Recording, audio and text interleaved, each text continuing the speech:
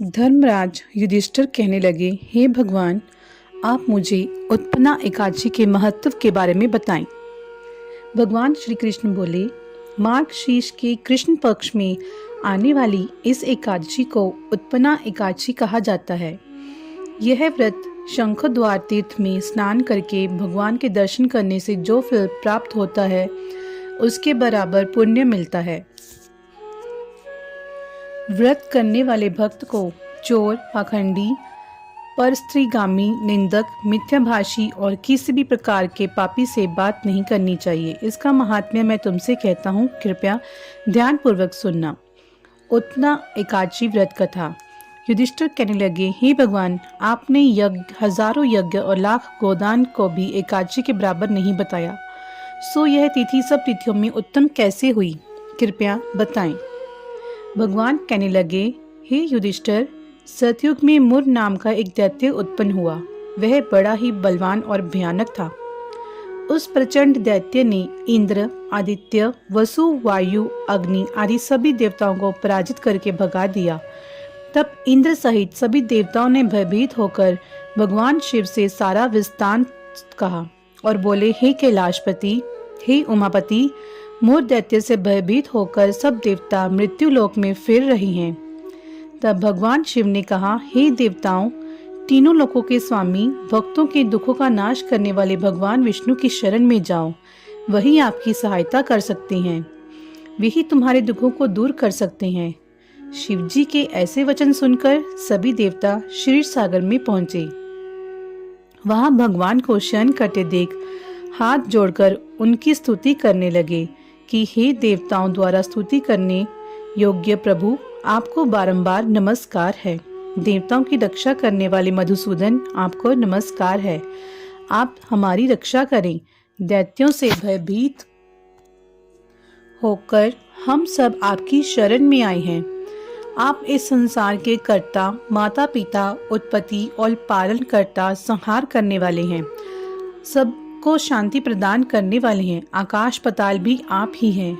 सबके पितामह ब्रह्मा, सूर्य, चंद्र, अग्नि, सामग्री, होम, आहुति, मंत्र, तंत्र, जप, यजमान, यज्ञ, कर्म करता, भोक्ता भी आप ही हैं। आप सर्वव्यापक हैं। आपके सिवा तीनों लोकों में चर तथा अचर कुछ भी नहीं है।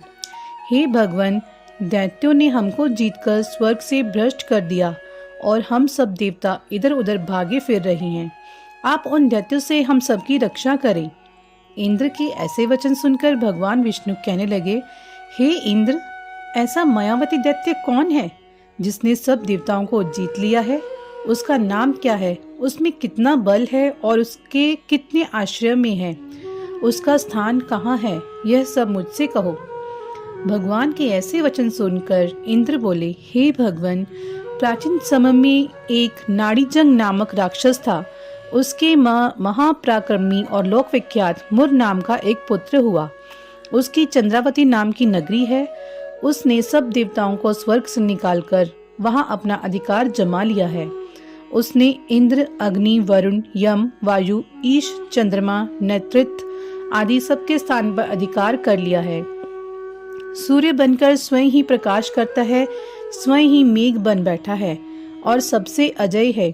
हे असुर निकंदन, उस दुष्ट को मारकर देवताओं को अजय बनाइए। यह वचन सुनकर भगवान ने कहा, हे देवताओं, मैं शीघ्र ही उसका संहार करूंगा। तुम चंद्रावती नगर जाओ। इस प्रकार कहकर भगवान सहित सभी देवताओं ने चंद्रावती नगरी की ओर प्रस्थान किया। उस समय दैत्यमुर सेना सहित युद्ध भूमि में गरज रहा था। उसकी भयानक गर्जना सुनकर सभी देवता भय के मारे चारों दिशाओं में भागने लगे। जब स्वयं भगवान रणभूमि में आए तो दैत्य उन पर भी अस्त्र शस्त्र आयुध लेकर दौड़े। भगवान ने उन्हें सर्प के समान अपने बाणों से बांध डाला। बहुत से दैत्य मारे गए, केवल मुर बचा रहा। वह अविचल भाव से भगवान के साथ युद्ध करता रहा। भगवान जो भी तीक्ष्ण बाण चलाते वह उसके लिए पुष्प सिद्ध होता। उसका शरीर छिन्न भिन्न हो गया, किंतु वह लगातार युद्ध करता रहा। दोनों के बीच मल्ल युद्ध भी हुआ। 10,000 तक उनका यह युद्ध चलता रहा, किंतु मुर नहीं मरा। थक कर भगवान बद्रिकाश्रम चले गए। वहाँ हेमवती नामक सुंदर गुफा थी। उसमें विश्राम करने के लिए भगवान उसके अंदर प्रवेश कर गए।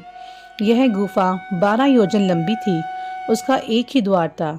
भगवान विष्णु वहाँ योग निद्रा की गोद में सो गए। मोर भी पीछे पीछे आ गया और भगवान को सोया देखकर मारने को उद्यत हुआ। तभी भगवान के शरीर से उज्जवल कांतिमय रूप वाली देवी प्रकट हुई। देवी ने राक्षस मुर को ललकारा और युद्ध किया और उसे तत्काल मौत के घाट उतार दिया।